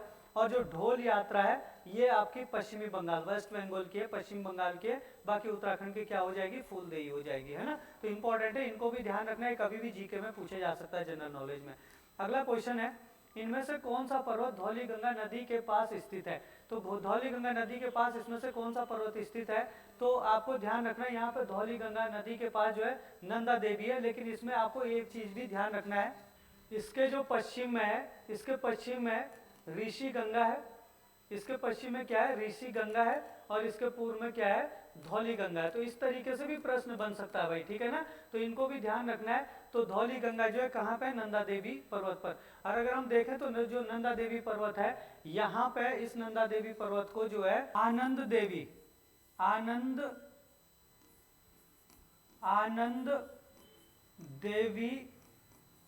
वाला पर्वत भी कहा जाता है। आनंद देवी वाला पर्वत भी इसको क्या है, आनंद देवी देने वाला पर्वत भी कहा जाता है, ठीक है ना। तो इसको भी आपको ध्यान रखना है भाई, ठीक है ना, आनंद देवी। चलो अगला क्वेश्चन देखते हैं। गोरखा कर प्रणाली में रहता कर क्या था? तो गोरखा कर प्रणाली में रहता कर क्या था कि भाई देखना आप लोग, क्या था कि प्रति यहाँ पे गांव छोड़कर भागे हुए लोगों पर लगता था। जैसे क्या होता है कि गोरखों के डर से लोग जो है गांव छोड़कर भाग जाते थे, गोरखे लूटपाट मचाते थे, तो लोग जो है गांव छोड़कर चले जाते थे, तो उन पर ही क्या है ये कर लगाया जाता था, गांव छोड़कर भागे हुए लोगों पर लगाया जाता था रहता कर, ठीक है ना। अगला क्वेश्चन, निम्नलिखित में से कौन सी मध्यकालीन पुस्तक उत्तराखंड के इतिहास का स्रोत नहीं है? देखो आपको जो एक प्रश्न भी दे रहा हूं मैं घर के लिए, यहाँ पे आपका जो है बाबरनामा इसका आंसर हो जाएगा। बाबरनामा ना, आपको जो है बाबरनामा जो पुस्तक है वो बाबर की आत्मकथा है, बाबर के जीवन पर लिखी गई है। जो बाबरनामा एक ऐसी पुस्तक है जिस मध्यकालीन भारत की, जिससे मतलब उत्तराखंड के इतिहास के कोई भी स्रोत या साक्ष्य नहीं मिलते हैं, ठीक है ना। बाकी अगर आप देखोगे जहांगीर नामा से, शाहजहां नामा से भी मिलती है, जहांगीर नामा से भी मिलती है, और तारीख है बदायूं से भी मिलती है, बदायूं से भी मिलती है। तो आपको ये कमेंट करके बताना है आपने कि तारीख है बदायूं नामा से क्या मिलता है, कि उत्तराखंड का कौन सा स्रोत मिलता है, जहांगीर नामा में क्या मिलता है, और शाहजहां नामा में क्या मिलता है। ये उत्तराखंड के लिए बहुत महत्वपूर्ण हो सकता है आने वाले टाइम में, तो आप इसके कमेंट जो है जरूर बताइएगा, ठीक है। चलो अगला क्वेश्चन देखते हैं। जोशियारा से धरासू तक विद्युत परियोजना है तो जल ले जाने के लिए निर्मित 16 किलोमीटर लंबी भूमिगत सुरंग निम्न में से किस नदी पर है? तो सीधी सी भाई आपको पता होगा कि भागीरथी नदी पर है, जो देवप्रयाग में जाके जो है अलकनंदा से मिलती है, और अलकनंदा और देवप्रयाग की संयुक्त धारा देवप्रयाग से क्या है, गंगा के नाम से जानी जाती है, ठीक है। अगला क्वेश्चन, निम्न में से कौन सा उत्तराखंड का एक कृषि उपकरण नहीं है? उत्तराखंड का कृषि उपकरण नहीं है, तो यहाँ पे 4 उपकरण दिए गए हैं भाई, कौन से उपकरण को क्या कहते हैं, और ये भी देख लो उत्तराखंड का कौन सा नहीं है। देखो अगर हम यहाँ पे देखें, कुटला, कुटला क्या होता है, जिसको कुदाली भी बोलते हैं, जिसको मतलब खोदने के लिए, मिट्टी को खोदने के लिए यूज किया जाता है। हल की बात करें तो हल आपको बैल जोतने के काम आता है। मयाऊ वही होता है कि जो बैल जोतने के लिए हल लगाते हैं, तो बैल के जो सिर पर रहता है दोनों साइड से, उसको मयाऊ कहते हैं। इसको किसी पेपर में पूछा भी गया था, किसी ग्रुप सी के पेपर में, कि मयाऊ क्या है ना, कृषि यंत्र में मयाऊ क्या है। तो मयाऊ क्या है कि आंसर दिया था कि बैल के 2 बैलों के सिर पर रखने पर और बीच में हल लगाने के लिए जो लगाया जाता है उसी को मयाऊ कहते हैं, ठीक है ना। करबोजा कहते हैं, जो खरबूजा होता है उससे संबंधित भी है ये, और एक और भी है आपका। तो खरबूजा जो होता है उसको निकालने के लिए, उसको काटने के लिए जो यंत्र होता है उसको खरबूजा कहते हैं। बाकी एक और भी यंत्र है ना। अगला क्वेश्चन देखो, तो आपका आंसर क्या हो जाएगा, करबोजा हो जाएगा, यही उत्तराखंड का नहीं है, बाकी सारे के सारे उत्तराखंड के हैं। अगला क्वेश्चन, सही मिलान कीजिए। देखो सही मिलान कीजिए, यहाँ कह रहा है कि ब्रह्मकमल, ब्रह्मकमल कितने हाइट पर जो है लगभग पाया जाता है। वैसे तो अलग अलग विद्वान अलग अलग देते हैं, लेकिन ज्यादातर जो यहाँ के हिसाब से देखा जाए तो ब्रह्मकमल 4800 से 6000 मीटर की हाइट पर रहता है, मीटर में दी है ना। बुरांस की बात करें तो बुरांस जो है 1500 से 4000 मीटर की हाइट पर पाया जाता है। मोनाल की बात करें, जो मोनाल उत्तराखंड का राज्य पक्षी है जो, वो 2500 से 5000 मीटर की हाइट पर पाया जाता है। अगर कस्तूरी मृग की बात करें तो कस्तूरी मृग जो 3600 से 4400 मीटर की हाइट पर पाया जाता है, ज्यादातर देखने को मिलता है। लेकिन इनकी थोड़ी सी और भी हाइट होती है, तो इसमें कोई कंफ्यूज होने वाली बात नहीं, इसके हिसाब से ही देख रहे हैं हम। तो पहले का दूसरा, दूसरे का पहला, है ना, पहले का दूसरा, दूसरे का पहला, तीसरे का चौथा, चौथे का तीसरा। तो ये सी इसका सही आंसर हो जाएगा। अगला क्वेश्चन देखते हैं। औपनिवेशिक कुमाऊं और गढ़वाल के निम्न में से किस आयुक्त ने राजस्व पुलिस प्रणाली की शुरुआत की थी? तो राजस्व पुलिस प्रणाली की स्थापना किसने की थी? सर हेनरी रामसे ने की थी। सर हेनरी रामसे का मतलब है यहाँ पे सर हेनरी रेमजे है ना, और इसको जो है कुमाऊं का राजा भी कहा जाता है, ये भी ध्यान रखना, इसको कुमाऊं का राजा भी कहा जाता है। और इसी ने जो है पुलिस राजस्व पुलिस प्रणाली की क्या की थी, शुरुआत की थी, याद रखना इंपॉर्टेंट है। अगला क्वेश्चन, राज्य के किस स्थान पर लिथियम आयन बैटरियों और अपशिष्ट के पुनर्चक्रण हेतु वाणिज्यिक संयंत्र स्थापित किया जाता है ना, किया जाता है? तो इसका आंसर हो जाएगा सितारगंज। आपको पता होगा सितारगंज में जो है किया जाता है, इंपॉर्टेंट है। चलो अगला क्वेश्चन देखो, निम्न में से कौन सा तलवार नृत्य, कौन सा तलवार नृत्य कुमाऊनी जनजाति की मार्शल आर्ट परंपरा को दर्शाता है? तो आपको ध्यान रखना, जो छोलिया नृत्य है, छोलिया नृत्य कुमाऊं में चलता है, और कुमाऊं में ये जो है, ये जो नृत्य तलवार वाला नृत्य है, और ये जो है मार्शल आर्ट की तरह, तो मार्शल आर्ट की परंपरा को यही दर्शाता है। कौन सा? छोलिया नृत्य। चलो अगला क्वेश्चन देखते हैं। निम्न में से कौन सा दर्रा उत्तराखंड को तिब्बत से जोड़ता है? कौन सा दर्रा उत्तराखंड को तिब्बत से जोड़ता है?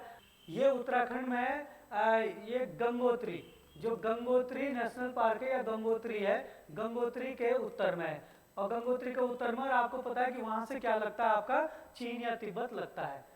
दूसरा मंगशाधुरा दर्रा, ये आपका पिथौरागढ़ के पूर्व में है। कहाँ पे है? पिथौरागढ़ के पूर्व में है, और ये दर्रा जो है भूस्खलन के लिए, भूस्खलन के लिए जो है बहुत जाना जाता है। किसके लिए जाना जाता है? ये पूछ सकता है पेपर में। भूस्खलन के लिए जो है जाना जाता है, भूस्खलन के लिए जाना जाता है। कौन सा? मंगशाधुरा। लेकिन ये भी तिब्बत से लगा हुआ है। जो लिपुलेख दर्रा है, ये भी आपका पिथौरागढ़ में और तिब्बत से लगा, ये लिपुलेख दर्रे के ही पास है ना। तो तीनों के तीनों ही जो है ये तिब्बत या चीन से लगते हैं। तो पहला, दूसरा और तीसरा सही है, तो सी इसका सही आंसर हो जाएगा। चलो अगला क्वेश्चन देखते हैं। झाली माली देवी की पूजा पद्धति की पांडुलिपि पहचान किसके द्वारा की गई थी? तो जो थी, तो यशवंत सिंह कठोच के द्वारा जो है इसकी पूजा की गई थी। देखो झाली माली देवी क्या होती है कि जो सबको जो एक मतलब सजी धजी हुई प्यारी सी जो देवी होती है, उसी को झाली माली देवी कहते हैं। और ये देवी जो है मतलब सबको सर्वसंपन्न और सबको मतलब संपन्न कर देती है। इस देवी, ये देवी जो है एक हिसाब से देखा जाए तो अग्नि देवी के रूप में भी इसको पूजा जाता है। तो अगला क्वेश्चन देखते हैं। इनमें से कौन सा कथन सही है?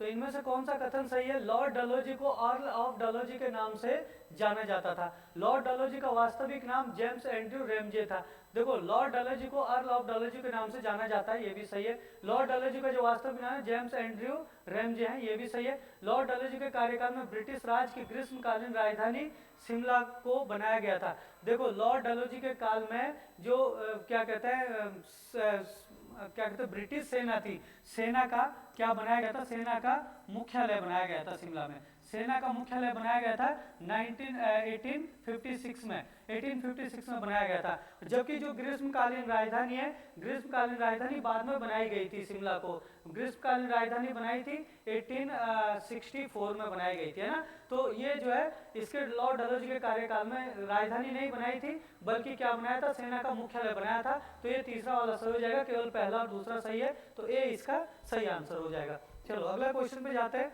अगला क्वेश्चन है, ज्वालामुखी मैग्मा जब पानी में जम जाता है तो उसे क्या कहते हैं? देखो भाई मैं शॉर्ट में बता रहा हूँ क्या। देखो भाई थोड़ा ज्वालामुखी के बारे में आपको बता दूं। सपोज ये पहाड़ी है, इस पहाड़ी के अंदर जो है यहाँ पे क्या है, मैग्मा जमा हुआ है। इसको मतलब इसके अंदर जो चट्टानों का जो पिघला हुआ भाग है, इसको क्या कहते हैं? मैग्मा कहते हैं, है ना। चट्टानों का जो पिघला हुआ भाग है, इसको क्या कहते हैं? मैग्मा कहते हैं। तो यहाँ से ऐसे करके बाहर निकलता है, विस्फोट करके जो बाहर निकलता है, तो इसी बाहर निकले हुए भाग को क्या कहते हैं? लावा कहते हैं, है ना। जो ये बाहर निकल जाता है, ये सारा का सारा क्या है? आपका लावा है। और ये लावा जब क्या पता है कहीं पे इकट्ठा होकर या पानी में जाकर जो है जम जाता है, तो इसको क्या कहते हैं? फिर इसको कहा जाता है टफ।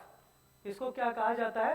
टफ कहा जाता है ना। और जो क्रेटर होता है, क्रेटर क्या होता है? जो यहाँ पे लावा के बाहर निकलने के बाद जो झील सी बन जाती है, आपने सुना होगा क्रेटर झील ज्वालामुखी से ही बनती है ना। तो ये यहाँ पे कटोरा टाइप का बन जाता है, तो इसको क्या कहते हैं? क्रेटर कहते हैं। विधानसभा के कुल सदस्यों में अधिकतम कितनी सदस्य संख्या मंत्रिमंडल में हो सकती है? यानी कुल मिला के विधानसभा में जितने भी सदस्य होते हैं, उन सदस्यों के कितने प्रतिशत सदस्य जो मंत्रिमंडल में, जो विधानसभा की बात करें और चाहे आप जो है लोकसभा की बात करें, तो जितने भी टोटल विधानसभा में सीटें होगी या लोकसभा में सीटें होगी, उसका 15% सीटें ही क्या है मतलब मंत्रियों की बन सकती है, मतलब उससे 15% ही मंत्री बन सकते हैं। तो 15% इसका आंसर हो गया। अगला क्वेश्चन है, इनमें से किन भाषाओं को 71वें संवैधानिक संशोधन 1992 के द्वारा संविधान की 8वीं अनुसूची में शामिल किया गया था? देखो भाई जब भारत का संविधान लागू हुआ, तो उस समय भारत के संविधान में केवल कितनी भाषाएं थी? 14 भाषाएं थी, है ना। 15वीं भाषा के रूप में किसे जोड़ा गया था? सिंधी को जोड़ा गया था। और सिंधी जो है 21वें संवैधानिक संशोधन 1967 के तहत जो है जोड़ा गया था। कौन सा संवैधानिक संशोधन? 21वां संवैधानिक संशोधन 1967 में जो है सिंधी को जोड़ा गया था, है ना। उसके बाद क्या हुआ, आपका 71वां संवैधानिक संशोधन हुआ 1992 में, और 71वें संवैधानिक संशोधन के तहत जो है आपकी नेपाली कोंकणी और मणिपुरी को, नेपाली कोंकणी और मणिपुरी को जो है जोड़ा गया था, है ना। तो इसका आंसर डी हो जाएगा। इसके बाद जो है एक संवैधानिक संशोधन और हुआ, 92वां संवैधानिक संशोधन। जो ये 92वां संवैधानिक संशोधन हुआ था,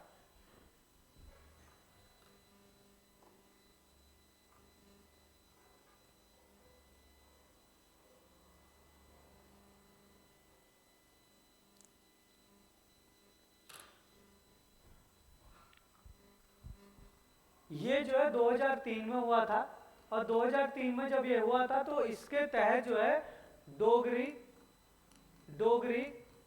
बोडो, संथाली और मैथिली, इन भाषाओं को जो है जोड़ा गया। और इस प्रकार से जो है अब भारत संविधान की जो 8वीं अनुसूची है इसमें टोटल कितनी भाषा हो गई? 22 भाषा, क्योंकि आपकी 14 भाषा थी, सिंधी जोड़ी गई 15वीं भाषा के रूप में, और फिर 21वें संवैधानिक संशोधन के तहत ये 3 जोड़ी गई थी, तो 15, 16, 17, 18, और फिर 4 जो है आपको बोडो, डोगरी, संथाली और मैथिली को 92वें संवैधानिक संशोधन 2003 के तहत जोड़ा गया। तो इस प्रकार से जो अभी भारत के संविधान की 8वीं अनुसूची में कितनी भाषाएं हैं? 22 भाषाएं, है ना। अगला क्वेश्चन है, लॉर्ड डलहौजी ने व्यापक सिद्धांत के तहत किस राज्य को सबसे पहले हड़प लिया था? तो देखो भाई, अगर हम यहाँ पे बात करें सतारा की, तो सतारा को जो 1848 में जो है 1848 में ब्रिटिश साम्राज्य में मिला गया था।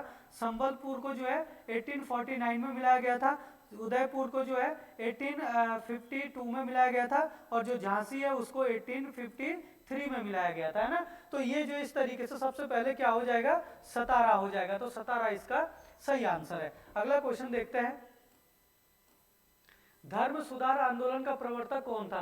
तो जो धर्म सुधार आंदोलन है भाई, इसके प्रवर्तक किसे माना जाता है? मार्टिन लूथर को माना जाता है। इंपॉर्टेंट है ना। अगला क्वेश्चन, चरक संहिता नामक पुस्तक किस विषय से संबंधित है? तो जो चरक संहिता वो किस विषय से संबंधित है भाई? तो ये चिकित्सा से। जो चरक संहिता है वो चिकित्सा से संबंधित है, आपको ध्यान रखना है। अगला क्वेश्चन है, इनमें से कौन सा एक उच्च न्यायालयों की स्थापना से संबंधित नहीं है? देखो भाई, जो कोलकाता उच्च न्यायालय है ना, उच्च न्यायालय अधिनियम लाया गया था, है ना। उच्च न्यायालय अधिनियम जब लाया गया था तो उस उच्च न्यायालय अधिनियम के तहत जो है 2 जुलाई 1862 को जो है कोलकाता उच्च न्यायालय की स्थापना हुई थी। बिल्कुल सही है। मुंबई उच्च न्यायालय की स्थापना हुई थी 14 अगस्त 1962 को, ये भी सही है। मद्रास उच्च न्यायालय की स्थापना हुई थी 15 अगस्त। इसकी स्थापना 15 अगस्त 1962 को हुई थी, 15 अगस्त 1862, सॉरी। तो यही आपका क्या है? आंसर होगा, क्योंकि वो गलत पूछ रहा है, कौन सा सही नहीं है। तो मद्रास उच्च न्यायालय की जो स्थापना हुई 15 अगस्त 1862 को हुई थी। ठीक है। अगला क्वेश्चन, सूर्य तथा पृथ्वी के निकटतम ग्रह क्रमशः कौन सा है? क्रमशः बोल रहा है। आप लोग देखना, जब ग्रह देखें हम तो सूर्य के जो नजदीक होते हैं ग्रह वो कौन से? सूर्य है। सूर्य के बाद कौन सा आता है आपके पास? बुध आता है। बुध के बाद आपका कौन आता है? शुक्र आता है। शुक्र के बाद क्या आता है? शुक्र के बाद आता है आपके पास पृथ्वी। पृथ्वी के बाद आता है मंगल। मंगल के बाद आता है बृहस्पति। बृहस्पति के बाद आता है शनि। शनि के बाद आता है अरुण। अरुण के बाद आता है वरुण, है ना। वरुण के बाद यम आता था, जिसको ग्रहों की श्रेणी सटा गया। तो 8 ग्रह है। तो इनमें से जो सूर्य के नजदीक है वो है बुध, और जो पृथ्वी के नजदीक है वो होता है शुक्र। तो बुध और शुक्र इसका आंसर हो जाएगा। तो ए आपका सही आंसर हो जाएगा। अगला क्वेश्चन देखो, दुर्गापुर इस्पात संयंत्र किसके सहयोग से बनाया गया है? तो इसके लिए मैं आपको एक ट्रिक बता रहा हूँ, बहुत बेहतरीन ट्रिक। देखो क्या बेहतरीन ट्रिक है आपका, आपको याद रखनी। इसमें आपके 3 संयंत्र और किस देश के सहयोग से लगाए गए और कहां पे है, तो बहुत महत्वपूर्ण है। जैसे आपको याद, उजरा, छरूभी, बम ब्रिदु। उजरा, छरूभी, बम ब्रिदु। तो यहाँ पे ऊ का मतलब है उड़ीसा। ऊ का मतलब है उड़ीसा। ज का मतलब है जर्मनी, और रा का मतलब है राउरकेला। राउरकेला। यहाँ पे छ का मतलब है छत्तीसगढ़।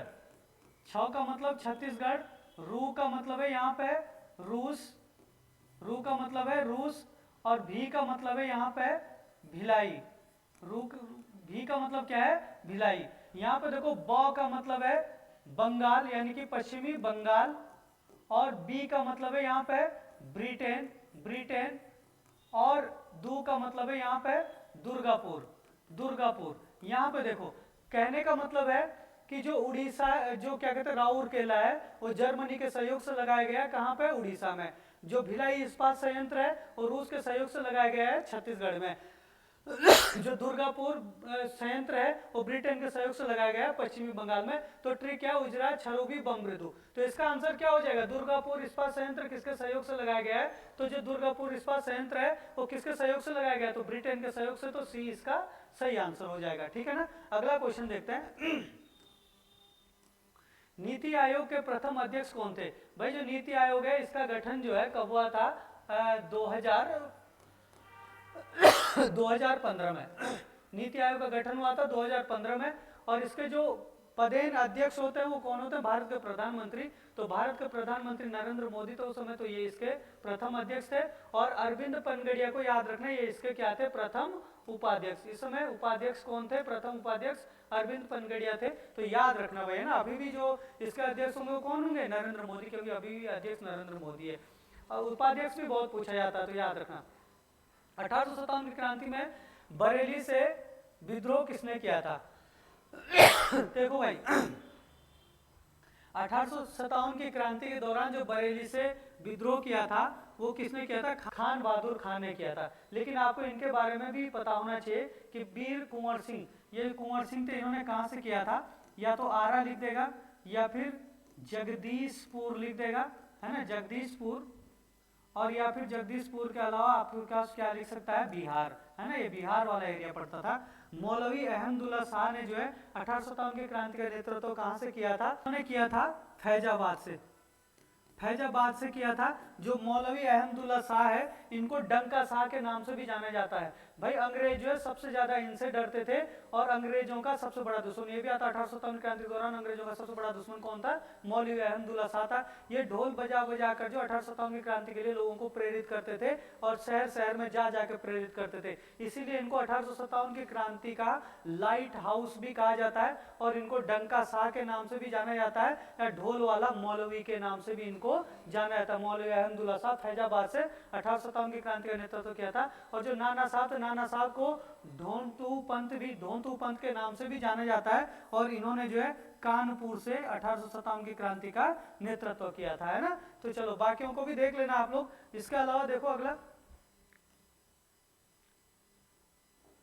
बेरोजगारी मापन के सामान्य स्थिति में बेरोजगार है, मतलब जो आपका अगर इकोनॉमिक्स के हिसाब से देखा जाए तो बेरोजगार किसे माना जाता है, तो किसे माना जाता है, बेरोजगारी मापन की सामान्य स्थिति के अनुसार जो वर्ष में 183 दिन से अधिक समय तक बेरोजगार रहता है। कम से कम जो वर्ष में क्या हो, 183 दिन से अधिक क्या होगा, बेरोजगार होगा। जिसके पास कोई काम नहीं होगा उसको क्या कहा जाएगा, बेरोजगार कहा जाएगा। अगला क्वेश्चन है, अगला क्वेश्चन देखो, अगला क्वेश्चन है 74, इनमें से कौन सा कथन सही है। हंटर, ये देखो इंटर हो गया, यहाँ पे इंटर की जगह जो ये हंटर होगा भाई, है ना, इसको ठीक कर लेना आप लोग, हंटर होगा। हंटर आयोग का गठन 1882 में शिक्षा में सुधार हेतु लॉर्ड रिपन के कार्यकाल में लाया गया था। तो ये बिल्कुल सही है, शिक्षा सुधार से संबंधित था हंटर आयोग। हंटर इसके जो है अध्यक्ष थे। इल्बर्ट बिल 1883 में लाया गया था, जिसके तहत भारतीय जज यूरोपियों के विरोध, यूरोपियों की जो है क्या कर सकते थे, सुनवाई कर सकते थे। तो ये भी आपका ठीक है। इल्बर्ट बिल के विरोध में बंगाल में विरोध किया गया, जिस कारण इसे वापस लेना पड़ा। इसका विरोध जो है बंगाल में नहीं हुआ था, बल्कि इसका जो विरोध हुआ था वो यूरोप में हुआ था। बहुत जबरदस्त जो है विरोध किया गया था इसका यूरोप में। तो तीसरा वाला आपका ठीक नहीं है, बंगाल में नहीं यूरोप में हुआ था। तो पहला और दूसरा इसका सही है, तो ए आपका सही आंसर हो जाएगा भाई। चलो अगला क्वेश्चन देखते हैं। 1857 की क्रांति का तात्कालिक कारण चर्बी लगे कारतूस थे, उस कारतूस का नाम क्या था। तो इस कारतूस का नाम था 1853 पैटर्न एनफील्ड राइफल, ये इसका नाम था। तो ए इसका सही आंसर हो जाएगा, ठीक है। अगला क्वेश्चन देखो, गणतंत्र दिवस परेड 2025 के लिए इनमें से कौन सा कथन सही है।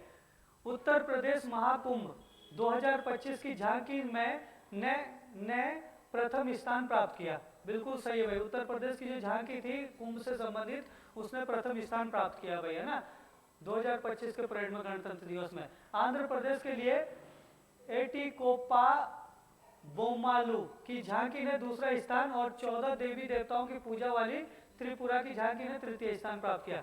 नहीं, इसने जो है सेकंड स्थान प्राप्त किया था। जो 14 देवी देवताओं वाली त्रिपुरा की झांकी, इसने सेकंड स्थान प्राप्त किया था, जबकि एटिकोपा बोमोलू जो थे झांकी है, ये आपका आंध्र प्रदेश की है, इस झांकी ने दूसरा स्थान प्राप्त नहीं किया था, इसने बल्कि तीसरा स्थान प्राप्त किया था। तो दूसरा वाला ऑप्शन, दूसरा वाला पॉइंट आपका गलत है। परेड के परिणाम में गढ़वाल राइफल को सेवाओं में सर्वश्रेष्ठ मार्चिंग दस्ते का पुरस्कार, जबकि दिल्ली पुलिस को केंद्रीय सशस्त्र बलों में पहला स्थान मिला। तो दिल्ली पुलिस को तो केंद्रीय सशस्त्र बलों में पहला स्थान मिला है, ये बिल्कुल सही है और ये पेपर में फिर भी आएगा। और लेकिन परेड परिणाम में गढ़वाल राइफल को सेवाओं में सर्वश्रेष्ठ मार्चिंग दस्ते का पुरस्कार नहीं मिला, बल्कि गढ़वाल सेवा की जगह जो आपको याद रखना, ये कश्मीर राइफल को मिला था। किसको मिला? कश्मीर राइफल, याद रखना, पूछ सकता है पेपर में, कश्मीर राइफल। तो ये वाला आपका तीसरा वाला गलत हो गया। तो केवल पहला सही है भाई, बाकी दूसरा और तीसरा क्या है, दोनों गलत है।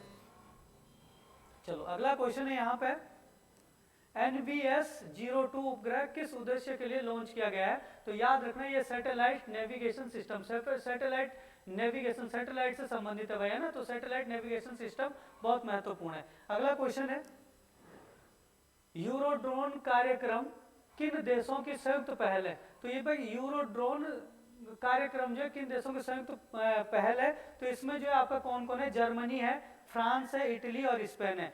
और अगर आप देखोगे तो जो भारत है, इसमें पूछ सकता है कि भारत का इसमें क्या रोल है, तो आपको ध्यान रखना भारत जो इसमें पर्यवेक्षक है ना, पर्यवेक्षक के रूप में क्या हुआ है, शामिल हुआ है। तो एग्जाम में प्रश्न आ सकता है कि भारत कौन सा देश जो है यूरोड्रोन कार्यक्रम के संयुक्त पहल में जो है पर्यवेक्षक के रूप में शामिल हुआ है, तो कौन सा देश हुआ है? भारत, ठीक है ना। बाकी ये प्रश्न इस तरीके से तो बनेगा, इंपॉर्टेंट है। अगला क्वेश्चन है, सिपकिल्ला दर्रे से हिमाचल प्रदेश का कौन सा जिला तिब्बत से जुड़ता है? तो भाई जो इसका हिमाचल प्रदेश का जो किन्नौर जिला है, ये तिब्बत से जुड़ता है। जो आपका जैसा आपका अगर आप इंडिया के मैप में थोड़ा सा इस तरीके से देखोगे तो आपको पता है कि ये तो आपका उत्तराखंड हो गया और ये इधर से आपका इस तरीके से ये हिमाचल प्रदेश हो गया। तो ये वाला जो जिला है हिमाचल प्रदेश का, ये यहाँ पे किन्नौर जिला है, और ये किन्नौर जिला ही क्या है, यहाँ से तिब्बत से भी लगता है और उत्तरकाशी से भी लगता है ना। तो ये चीज भी आपको ध्यान रखनी है।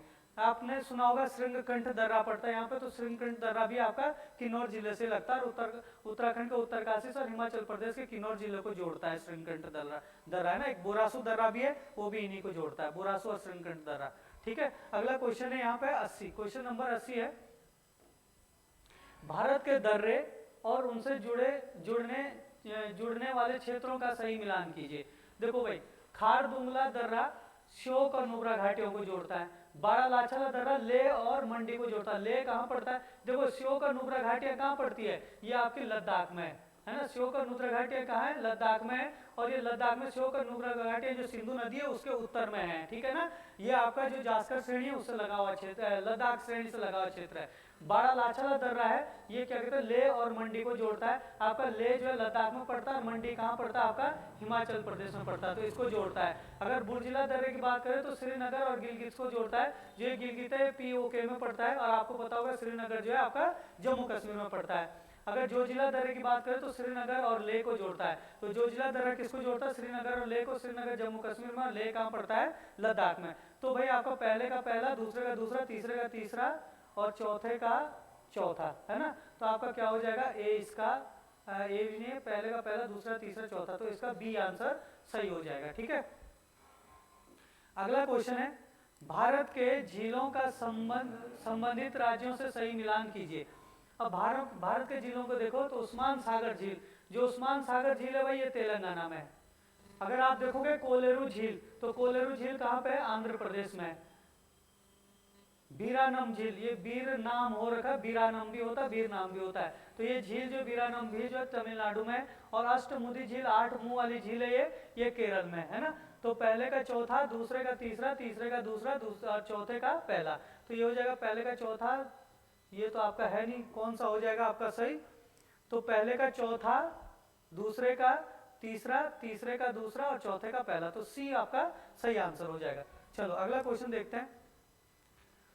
भारतीय पुरातत्व विज्ञान का जन्मदाता किसे कहा जाता है? तो आपको पता होगा भारतीय पुरातत्व विभाग जो है इसका जो जन्मदाता माना जाता है वो कनिंघम को माना जाता है ना। किसको माना जाता है? कनिंघम को माना जाता है। 1861 में पुरातात्विक सर्वेक्षण विभाग की क्या की थी? स्थापना की थी। किसने की थी? कनिंघम ने की थी, है ना। और इनको ही इसलिए भारतीय पुरातत्व विज्ञान का जन्मदाता कहा जाता है, तो सी इसका सही आंसर हो गया। अगला क्वेश्चन है भारतीय राष्ट्रीय गीत वंदे मातरम किस ग्रंथ से लिया गया है? तो जो भाई वंदे मातरम है ये भारत का राष्ट्रीय गीत और किससे लिया गया है? आनंद मठ से लिया गया है। और इसकी रचना किसने की थी? आपको पता होगा इसकी रचना की थी बंकिम चंद्र चट्टोपाध्याय या बंकिम चंद्र चटर्जी भी होता लिखा, ठीक है ना, बंकिम चंद्र चटर्जी। अगर देखा जाए तो इस गीत को वंदे मातरम गीत को जो 1896 में सबसे पहले भारतीय राष्ट्रीय कांग्रेस के अधिवेशन में गाया गया था 1882 में। 1882 में क्या हुआ था? इसका प्रकाशन हुआ था। 1882 में प्रकाशन हुआ था इसका, और इसको सबसे पहली बार जो है 1896 में गाया गया था। पहली बार इसको गाया गया 1896 में कांग्रेस के अधिवेशन में। और किसका है? बंकिम चंद्र चटर्जी का। आनंद मठ से इसको लिया गया। आनंद मठ एक उपन्यास था बंकिम चंद्र चटर्जी का, ठीक है ना। चलो अगला क्वेश्चन देखते हैं। भारत ने ओलंपिक खेलों में हॉकी को छोड़कर अब तक कुल कितने स्वर्ण पदक जीते हैं? तो भारत ने जो स्वर्ण पदक जीते भाई अभी तक वो केवल और केवल 2 स्वर्ण पदक जीते हैं। आपको पता होगा एक जो है आपका अभिनव बिंद्रा ने जीता था निशानेबाजी में, अभिनव बिंद्रा, है ना। और दूसरा जो है किसने जीता था? दूसरा नीरज चोपड़ा, है ना। इन्होंने भाला फेंक में 2020 में स्वर्ण पदक जीता था। और अभिनव बिंद्रा ने 2008 के बीजिंग ओलंपिक में निशानेबाजी में जीता था, है ना। और इन्होंने ये क्या था? बीजिंग में जीता था, ये भी पूछ सकता बीजिंग, और ये टोक्यो में जीता गया था। तो ये केवल 2 स्वर्ण पदक ही भारत के लिए जो है आए हैं, मतलब हॉकी का अलावा जो स्वर्ण पदक है तो केवल 2 ही स्वर्ण पदक आए अभी तक ओलंपिक में भारत के लिए, तो 2 इसका आंसर हो जाएगा। अगला क्वेश्चन है यदि किसी घन की आमने सामने की 2 फलकें लाल रंग से रंगी हो और उसे 125 बराबर टुकड़ों में काट दिया जाए तो कितने टुकड़े बिना रंगे होंगे? तो देखना भाई इसका जो इंपॉर्टेंट क्वेश्चन है, ये भी कनी सहायक के पेपर में भी आया था, लेकिन ये थोड़ा सा हट के अलग है क्वेश्चन, है ना। तो इसको आप लोग देखना कैसे इसको सॉल्व कर सकते हैं। जैसे ये आपका एक घन बना हुआ है, थोड़ा सा आप लोग देखना, मैं घन बना रहा हूँ। जैसे सपोज ये आपका घन बना हुआ है, तो घन में क्या है वो कह रहा है कि 125 कितने 125 टुकड़े, 125 टुकड़ों का मतलब है कि 25 का क्या है 5 का क्या है क्यूब है। तो इसमें n की वैल्यू क्या हो जाएगी 5 हो जाएगी, या फिर हम क्या कर सकते हैं इसमें 5 कट, मतलब 5 कट पीस निकालने हैं। तो 5 कट ऐसे में आ जाएंगे, देखो एक, तो आप लोग देखो 5 कट कैसे लगाओगे, 1 2 3 4 और 5, 1 2 3 4 5, और 5 ऐसे में लगेंगे 1 2 3 4 और 5, 1 2 3 4 5। ऐसे में भी यहाँ पे भी लगेंगे 1 2 4 और 5। ऐसे में भी आप देखो 1 2 की 2 फलक है लाल रंग से रंगी है। हमने कहा सपोज ये वाली लाल रंग से थी, ये लाल रंग से, तो आमने सामने की बोला तो ये लाल रंग से, तो इसके ठीक नीचे क्या हो जाएगी लाल रंग की हो जाएगी। तो कह रहा कि उसे 125 बराबर टुकड़ों में काट दिया, तो 125 टुकड़ों में हमने काट दिया। कितने टुकड़े ऐसे होंगे जो बिना रंगे होंगे? आप लोग देखो जरा, जो ये वाला टुकड़ा होगा, ये वाला सबसे ऊपर का जो इसमें टुकड़ा है, इस सबसे ऊपर के टुकड़ा जो ये वाले टुकड़े हैं, ये 3 टुकड़ों में एक साइड रंग होगा, बाकी ना तो उधर रंगे ना इधर रंगे ना इधर रंगे ना इधर, केवल नीचे लाल रंग होगा, आमने सामने लाल रंग। तो ठीक इसके नीचे के जो टुकड़े होंगे और इसके ठीक सामने जो टुकड़े होंगे, इन टुकड़ों में क्या है कोई भी रंग नहीं होगा। इनके ठीक नीचे वाली जो परत होगी इस पर भी कोई रंग नहीं होगा, इसके ठीक नीचे वाली जो परत होगी इस पर भी कोई रंग नहीं होगा, लेकिन जो सबसे नीचे वाला टुकड़ा होगा वो नीचे से रंगा होगा, इसलिए एक साइड रंग आ जाएगा। तो कितने हो जाएंगे 1 2 3 4 5, 5 ही कम 5, 5 दूनी 10, 5 15, 5 20, 5 25। तो ये जो 25 टुकड़े हैं, ये 25 टुकड़े ऐसे होंगे कि जो इसके ठीक नीचे और इसके ठीक सामने होंगे। तो 25 टुकड़े इसके ठीक सामने निकलेंगे, 25 इसके ठीक सामने निकलेंगे और 25 इसके ठीक सामने निकलेंगे। तो 25 या 75 टुकड़े ऐसे होंगे जिन पर कोई भी कलर नहीं होगा, तो आपका ए इसका सही आंसर हो जाएगा। ठीक है, अगला क्वेश्चन देखते हैं, कंप्यूटर साक्षरता दिवस कब मनाया जाता है? तो जो कंप्यूटर साक्षरता दिवस है भाई, ये 2 दिसंबर को जो है प्रत्येक वर्ष मनाया जाता है। जो शुरुआत है वो NIIT ने 2001 से की थी, तो 2001 से जो है प्रत्येक वर्ष जो है कंप्यूटर साक्षरता दिवस मनाया जाता है। भारत का राष्ट्रीय उद्यान, भारत का राष्ट्रीय उद्यान और राज्य है ना, मतलब भारत के जो राष्ट्रीय उद्यान है उनके राज्यों से निम्नलिखित में से कौन सा युग्म सही है? तो साइलेंट वैली राष्ट्रीय उद्यान कर्नाटक दिया हुआ उन्होंने, जबकि साइलेंट वैली राष्ट्रीय उद्यान कहाँ पे है? केरल में है, गलत दिया हुआ है।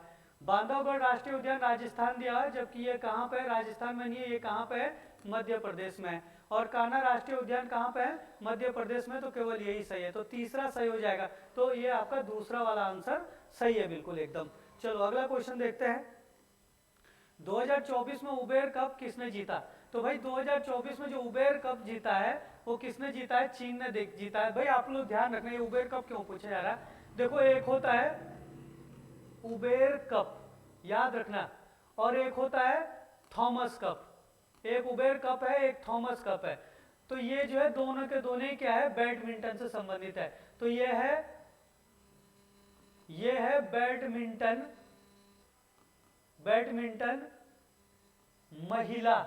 बैडमिंटन महिला विश्व चैंपियनशिप, मतलब महिलाओं बैडमिंटन का जो विश्व कप है वो उबेर कप है। तो बैडमिंटन का जो महिला विश्व कप है उबेर कप है, और किसने जीता है 2024 में? चीन ने जीता है। अगर आप थॉमस कप की बात करोगे, जो थॉमस कप है वो जो है बैडमिंटन का ही है, बैडमिंटन का ये भी, लेकिन ये क्या है? पुरुषों का क्या है? पुरुषों का क्या है? ये वर्ल्ड कप है, ये पुरुषों का विश्व कप है, बैडमिंटन विश्व कप पुरुष कौन सा है? थॉमस कप, और ये भी चीन नहीं जीता है। तो ये भी आपको ध्यान रखना, चीन वाला पूछेगा आपके पास कि उबेर कप किसने जीता, थॉमस कप किसने जीता, कौन सा पुरुषों का विश्व बैडमिंटन कप है और कौन सा महिलाओं का विश्व बैडमिंटन कप है। अगला क्वेश्चन है, वस्तु एवं सेवा कर जीएसटी का आदर्श वाक्य क्या है? जो जीएसटी है उसका आदर्श वाक्य है भाई, एक राष्ट्र एक कर और एक बाजार, तो इसका सी आंसर हो जाएगा। तो जीएसटी का जो क्या है आदर्श वाक्य, एक राष्ट्र एक कर और एक बाजार है। अगला क्वेश्चन देखो,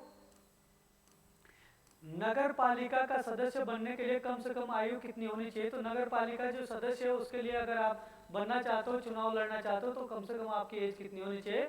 21 वर्ष होनी चाहिए, है ना। विधान परिषद के सदस्यों का कार्यकाल कितने वर्ष का होता है? तो जो विधान परिषद है, देखो भाई राज्य में तो होती है क्या? विधान परिषद, मतलब क्या है? जो आपके राज्य होते हैं, राज्यों में क्या होती है? विधान परिषद होती है। और अगर इन्हीं चीज को हम केंद्र में देखेंगे तो केंद्र में क्या होती है आपकी? केंद्र में क्या होता है? राज्यसभा। केंद्र में क्या होती है? राज्यसभा। ये सेम होती है ना। इनका जो चुनाव होता है वो प्रत्येक 6 वर्ष में होता है, सॉरी, जो सदस्य की जो कार्यकाल होता है वो 6 वर्ष का होता है, और चुनाव प्रत्येक 2 वर्ष में होता है। और हर 2 वर्ष में 1/3 सदस्य क्या होते हैं? इसमें रिटायर होते हैं, और उनके जगह नए सदस्यों को हर 2 साल में चुने जाते हैं, 1/3 सदस्यों को। लेकिन हर सदस्य का जो नंबर आता है वो 6 साल के बाद आता है। तो 6 वर्ष का क्या होता है इनका कार्यकाल, तो 6 इसका आंसर हो जाएगा।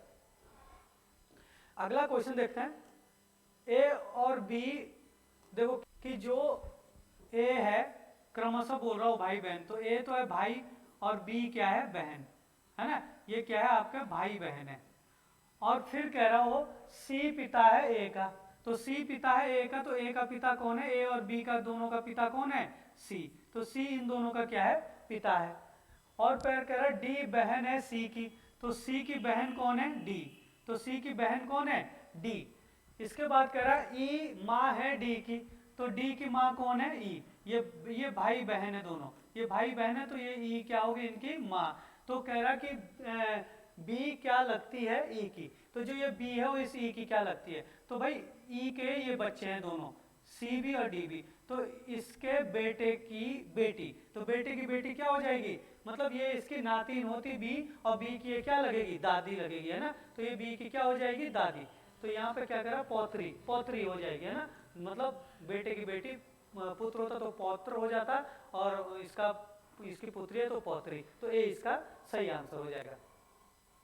चलो अगला क्वेश्चन है, यदि क्या कह रहा? VERTCICAL शब्द के सभी अक्षरों को वर्णानुक्रम के अनुसार लिखा जाए तो कितने अक्षरों का स्थान अपरिवर्तित रहेगा। मतलब इसको जो है, जो ये वाला शब्द जैसे आपका क्या है VERTICAL, इनको जो वर्ण के क्रम वर्णमाला के क्रमानुसार लगाया जाए तो कितने अक्षर ऐसे होंगे जिनका स्थान परिवर्तित नहीं होगा।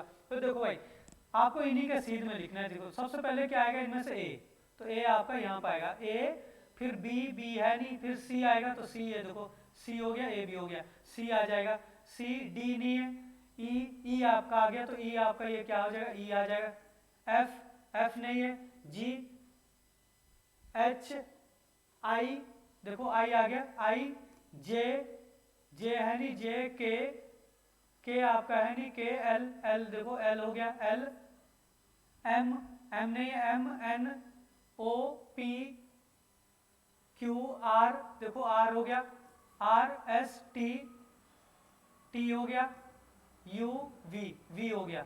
तो ऐसे करके आपको जो वर्णमाला के क्रम के अनुसार लिखना है। तो इसमें से क्या है कि जो भी अगर कोई मिल जाता, जैसे यहाँ पे आपका वी लिखा तो वी आ जाता, या फिर आर लिखा तो यहाँ पे आर आ जाता, तो एक हो जाता। तो इनमें से कोई भी नहीं आ रहा, तो आपका डी आंसर हो जाएगा। यदि परसों शुक्रवार था तो आगामी परसों के बाद तीसरा दिन कौन सा होगा। देखो परसों क्या था, शुक्रवार, देखो परसों था शुक्रवार, ठीक है ना। ये आप लोग देखना इस तरीके से बनाओ इस क्वेश्चन को। ये देखो शुक्रवार कब था, ये परसों शुक्रवार था, तो कल क्या हो जाएगा, शनिवार। तो आज क्या हो जाएगा, आज हो जाएगा क्या, रविवार। तो आज क्या हो जाएगा, रविवार। आने वाले कल क्या हो जाएगा, सोमवार। और परसों, जो आने वाला परसों होगा वहां पे क्या हो जाएगा, देखो यहाँ पे रविवार था तो यहाँ पे कल क्या हो जाएगा, सोमवार, और परसों क्या हो जाएगा, मंगलवार। परसों मंगलवार हो जाएगा। के बाद तीसरा दिन होगा, तो दूसरा दिन और तीसरा दिन, तो मंगलवार बुधवार, तो तीसरा दिन बृहस्पतिवार हो जाएगा। तो क्या हो जाएगा आंसर इसका, बी हो जाएगा। चलो अगला क्वेश्चन देखते हैं। JLNPRT और फिर क्वेश्चन मार्क, तो ये एक सीरीज बनी है, तो यहाँ पे क्वेश्चन मार्क की जगह क्या आएगा। आप देखो भाई, अगर हम जे से एल देखेंगे, जे के एल एक ही बीच में है, जे के एल, तो दो जोड़ने पर एल आ रहा, एल एम एन दो जोड़ने पर एन आ रहा, एन ओ पी दो जोड़ने पर पी आ रहा, पी क्यू आर दो जोड़ने पर आर आ रहा, आर एस टी दो जोड़ने पर टी आ रहा, टी यू वी, तो वी दो जोड़ने पर क्या आ जाएगा आपके पास, वी आ जाएगा। तो वी इसका आंसर हो जाएगा। अगला क्वेश्चन है 1 6 13 22 33 और फिर क्वेश्चन मार्क, तो क्या आएगा सीरीज। देखो यहाँ पे क्या बना रहा, बिल्कुल आसान से रीजनिंग थी। इसमें 5 जोड़ दिए तो 5 और 1 6 हो जाएगा। इसमें 7 जोड़ दिए तो 7 और 6 13 हो जाएगा। इसमें क्या जोड़ दिए उसने, 9 जोड़ दिए, तो 13 और 9 कितना होता है, 22। इसमें क्या जोड़ दिए उसने, 11 जोड़ दिए, 22 और 11 कितना होते हैं, 33। तो देखो पहले 5 जोड़े, फिर 7 जोड़े, फिर 9 जोड़े, मतलब दो नंबर बढ़ाए, 5 7 9 11 और अब कितना जुड़ेगा, 13। अब जुड़ेगा यहाँ पे 13, तो 33 में 13 जोड़ो तो 6 और 3 और 1 4, तो कितना हो जाएगा 46। तो इसका सी आंसर सही हो जाएगा 46। इसके बाद देखो जरा 97 में क्या कह रहा है। देखो 97 में कह रहा है आपका EIGK, देखो EIGK इससे बन रहा है, इससे इसको बनाया जा रहा है, तो इससे मतलब ये क्या बनेगा यहाँ पे, तो आपका ये हो जाएगा EACY। अगर हम इनको देखेंगे ना तो इससे ये बन रहा है, मतलब वो भी क्या है माइनस में, YZABCDE, तो YZABCDE,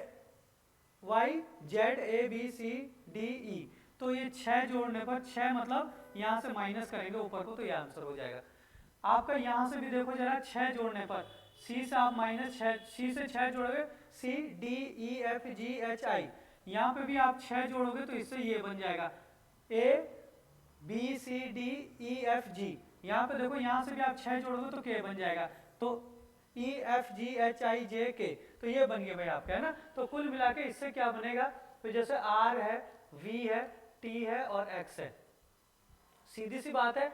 R से बनेगा यहाँ जैसे इसका बना, इसका इधर, इसका इधर, X से बनेगा यहाँ पे, V से बनेगा यहाँ पे और T से बनेगा यहाँ पे।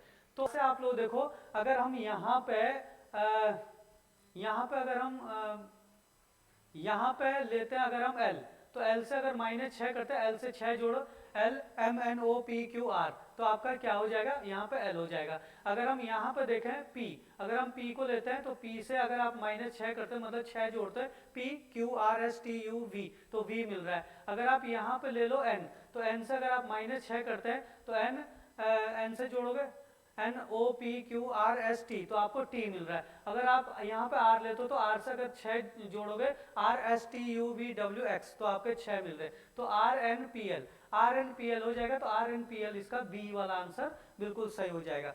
चलो अगला क्वेश्चन देखते हैं। अगला क्वेश्चन है, नगीना लंबी है पुष्पा से। तो जो नगीना है, नगीना किससे लंबी है, पुष्पा से। नगीना लंबी है पुष्पा से, लेकिन उतनी लंबी नहीं है जितनी लंबी मनीषा है। जो नगीना है वो पुष्पा से तो लंबी है, लेकिन उतनी लंबी भी नहीं है जितनी लंबी मनीषा, तो इसका मतलब मनीषा नगीना से लंबी हो जाएगी। इससे बात कर रहा, रमा लंबी है नमिता से। जो रमा है, रमा क्या है, किससे लंबी है, नमिता से, नमिता से, परंतु उतनी लंबी नहीं जितनी पुष्पा है, लेकिन उतनी लंबी नहीं है जितनी पुष्पा है, तो ये पुष्पा से छोटी है। रमा भी पुष्पा से छोटी हो जाएगी और नमिता भी पुष्पा से छोटी। सबसे लंबी कौन हो जाएगी इनमें, तो मनीषा, तो ए इसका सही आंसर हो जाएगा, है ना।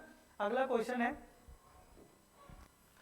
राष्ट्रपति चुनाव में पहले चरण में बाहर हुए उम्मीदवार के मत प्रथम स्थान और द्वितीय स्थान प्राप्त करने वाले उम्मीदवारों में बांट दिए जाते हैं। इस प्रक्रिया को क्या कहा जाता है। देखो भाई, जो राष्ट्रपति चुनाव होते हैं, आनुपातिक मत प्रणाली मतलब क्या होता है कि जितने भी उम्मीदवार होते हैं उतने वोट दिए जाते हैं प्रत्येक। जैसा अगर मैं वोट देने वाला हूं तो मैं उतने लोगों को सबको वोट दूंगा जितने उम्मीदवार होंगे। 3 उम्मीदवार है तो मैं फर्स्ट सेकंड थर्ड ऐसे करके वरीयता क्रम में क्या दूंगा, वोट दूंगा।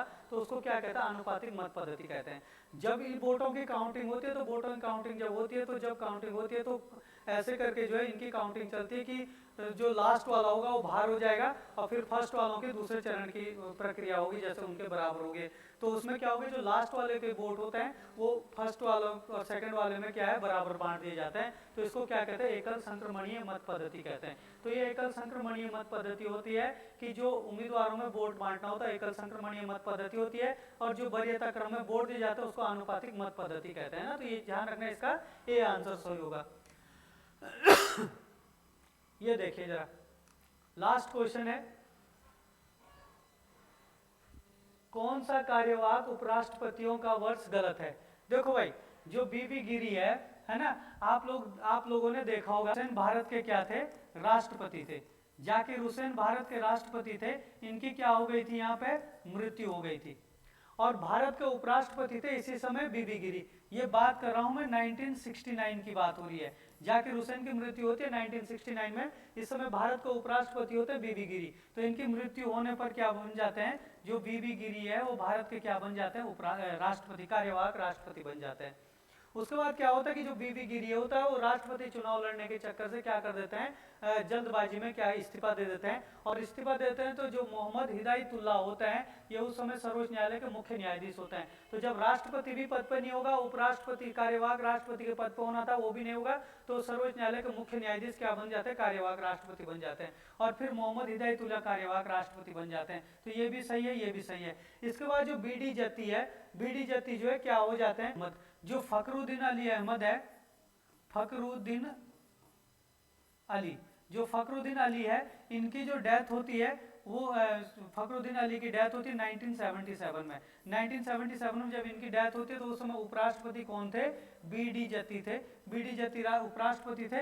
तो इसके बाद बीडी जत्ती कार्यवाहक उपराष्ट्रपति बनते हैं। तो इसका क्या है, ये भी आपके सही है। तो ये 1977 में बने थे, ये 1969 में बने थे और ये भी 1969 में बने थे। तो डी वाला इसका सही आंसर होगा। आप लोगों को जो है कोचिंग ज्वाइन करनी है तो आप कोचिंग भी ज्वाइन कर सकते हैं। तपोवन रोड पे हमारा आरसी एकेडमी है। और अगर आप जो है मोबाइल नंबर भी इसमें भी लिखा हुआ था, आपका जगह जगह मोबाइल नंबर लिखा हुआ है। ये देखिए यहाँ पे स्क्रीन पे भी, यहाँ पे भी मोबाइल नंबर आ रहे हैं आपके।